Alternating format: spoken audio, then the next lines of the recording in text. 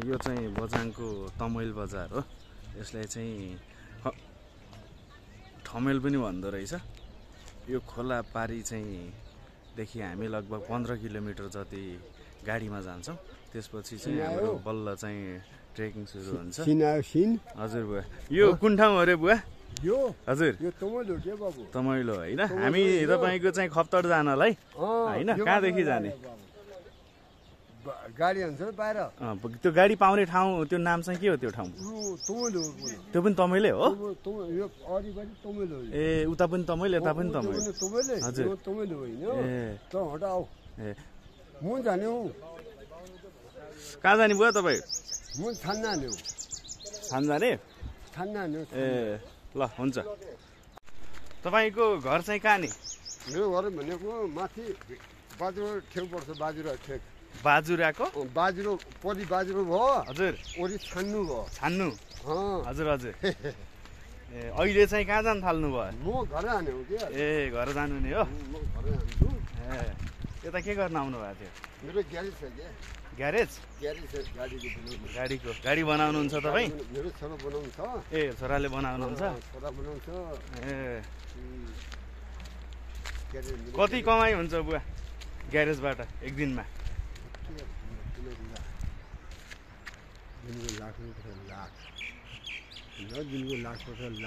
दिनको लाख आउँछ।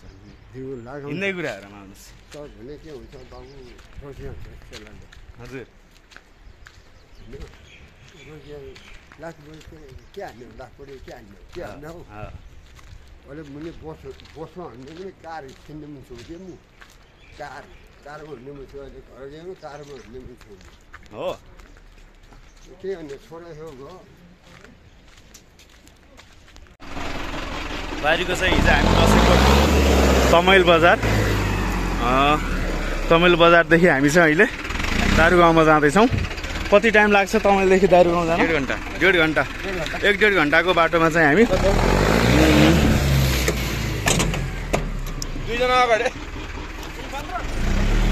ल हामी चाहिँ तमिलबाट, यसलाई ठमेल बजार नै भन्दो रहेछ। हिजो हामी बसेको ठाउँ ठमेल बजार बसियो। अब हामी चाहिँ अहिले दारुगाउँ जाँदैछौँ। करिब 1.5 घन्टाको यात्रा तय गरी दारुगाउँबाट हाम्रो ट्रेकिङ सुरु हुने हो। हाम्रो उहाँ पुष्प सरहरू हुन्छ, हाम्रो विकासजी, हाम्रो चाहिँ पण्डितजी होइन, हाम्रो पण्डितजी नै हुनुहुन्छ। हाम्रो आरके सर, खड्गुजी, मिस्टर आरके, अनि हाम्रो मनोजजी, हाम्रो इन्जिनियर हाम्रो इन्जिनियर मनोजजी, मनोज जोशी होइन, अनि इन्जिनियर हाम्रो पुष्पजी, हाम्रो नयाँ मित्र एकदम ह्यान्सी फेरि होइन लगाइछ।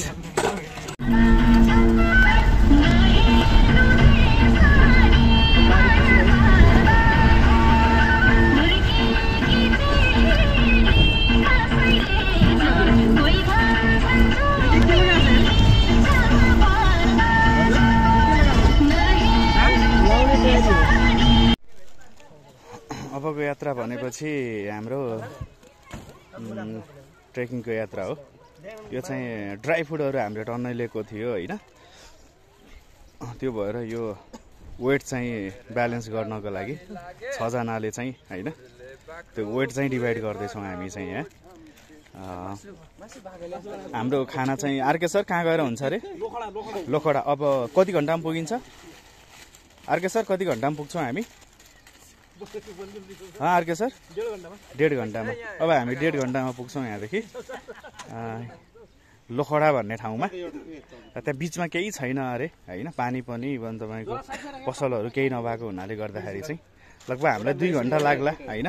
हाम्रो सम्भवतः 2 घन्टा लाग्छ भन्ने हाम्रो बुझाइ हो। 2 घन्टामा हामी लोखडा पुग्छौँ। 2 घन्टाको लागि चाहिने आवश्यक सामानहरू हामीले यसरी चाहिँ डिभाइड गर्दैछ होइन, वेट ब्यालेन्स गर्नको लागि। ठिक छ, अबको हाम्रो यात्रा चाहिँ लोखडा हुन्छ। हामी चाहिँ उज्ला होटलमा बसेको थियौँ होइन। उज्ला होटल हो तपाईँको नाम?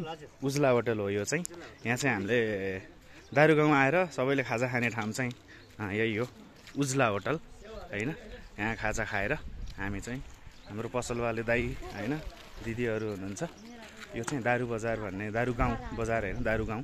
अब हामी यसरी हाम्रो चाहिँ ट्रेकिङ सुरु हुन्छ। खप्तड जाँदै हुनुहुन्छ एकजना चाहिँ हाम्रो यहीँको स्थानीयवासी, उहाँसँगै जान्छौँ, हामीलाई सजिलो होला भन्नेहरू छ होइन बुवा?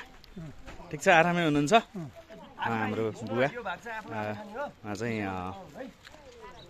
लोखडैदेखि उहीँ खप्तडै जाने अरे, त्यही भएर उहाँदेखि हामी सँगसँगै जाँदैछौँ होइन। ल यो हाम्रो साथीहरूले सामान म्यानेज गर्दैछ। अब हाम्रो अर्को नेक्स्ट जक्सन भनेको चाहिँ लोखडा। Okay guys, have a nice day everyone. हामी सबै ब्याग चाहिँ प्याक गरिसक्यौँ सबैको होइन। अब हामी चाहिँ लोखडा भन्न त 1-1.5 घन्टामा पुगिन्छ भन्ने छ, तर हामीलाई 2 घन्टा जति लाग्ला भन्दा त्यो एजम्सनमा हामी हिँडेको छौँ।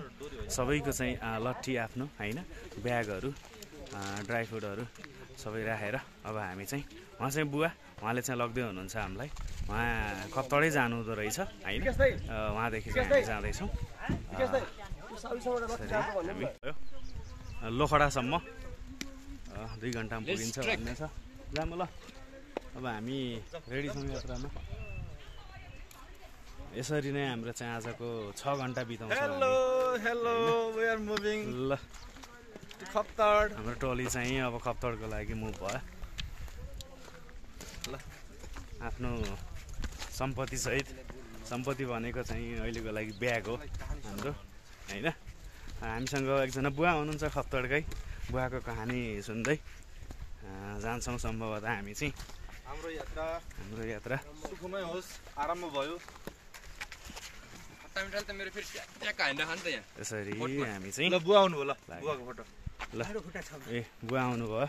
बुवा केही भन्नु छ? केही भन्नु छ? हामीलाई के भन्दिन न।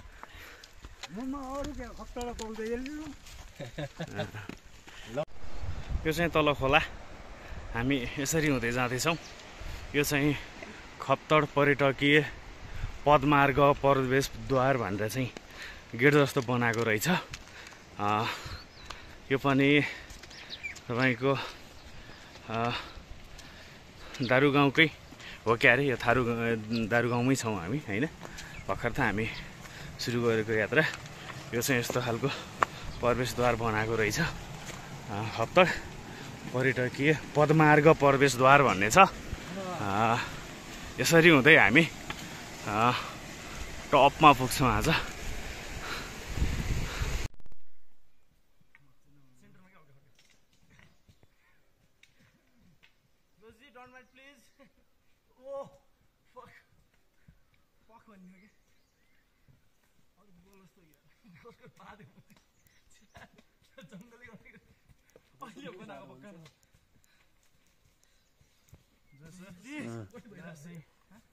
How are you feeling now? अब थोरै छ हिँडे धेरै थके लागेको अवस्था।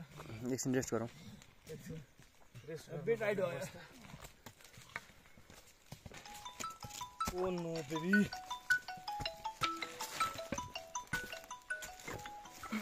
Probably wanna suck it.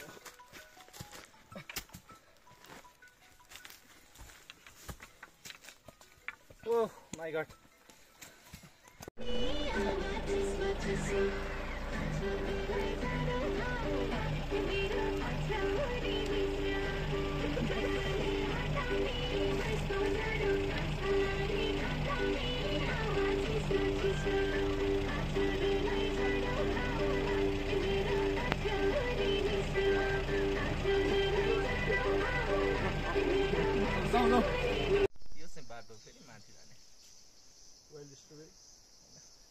हामी आएको बाटो यसो बाटो हुँदै यसरी चाहिँ फेरि हामी जाने बाटो यो चाहिँ ठिक छ। यस्तो 2 घन्टा भइसक्यो हिँड्न।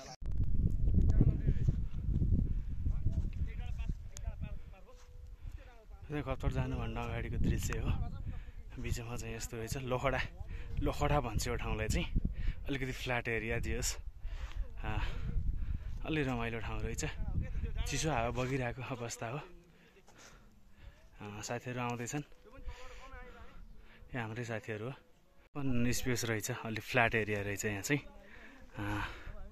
हरियाली देख्न सकिन्छ। यो बाटो हुँदै आयौँ। अब त्यो माथि जो जङ्गल देखिन्छ नि हो, त्यो क्रस गरिसकेपछि उता चाहिँ खप्तड हो भन्ने खालको चाहिँ हाम्रो यहाँ स्थानीयवासीले भन्नुभएको छ।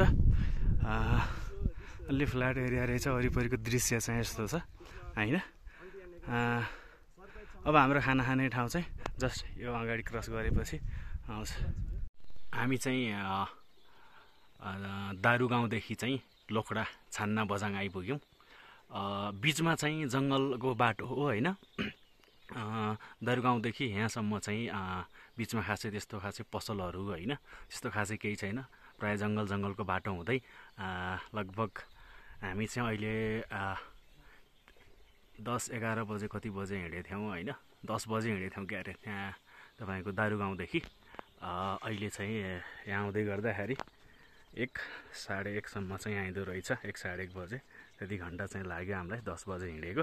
यो वरिपरिको दृश्य हो जस्तो चाहिँ यस्तो देख्न सकिन्छ। यहाँ चाहिँ खासै धेरै घरहरू छैनन् होइन। एउटा यो यहाँ चाहिँ यसो खानाको लागि एउटा त्यहाँ छ घर, त्यही होइन। यहाँको घरहरू यस्तै हो। यो चाहिँ हाम्रो खाना खाने होइन, जो चाहिँ तपाईँ खप्तड आउँछ यहाँ चाहिँ खाना खाएर जानुपर्ने हुन्छ। यो चाहिँ जक्सन हो बिचको चाहिँ। वरिपरिको दृश्यहरू यही हो होइन। यहाँ यो जङ्गल देखिन्छ माथि, जुन चाहिँ जङ्गल छ, यो जङ्गलदेखि यसलाई पनि क्रस गर्नुपर्ने रहेछ होइन। यसलाई क्रस गरेर उता गइसकेपछि चाहिँ खप्तड आउँछ भन्ने कुराहरू छ। त्यहाँ माथि तपाईँको चाहिँ त्यहाँ माथि भएको के अरे दाइ, क्याम्प के भन्नुभयो?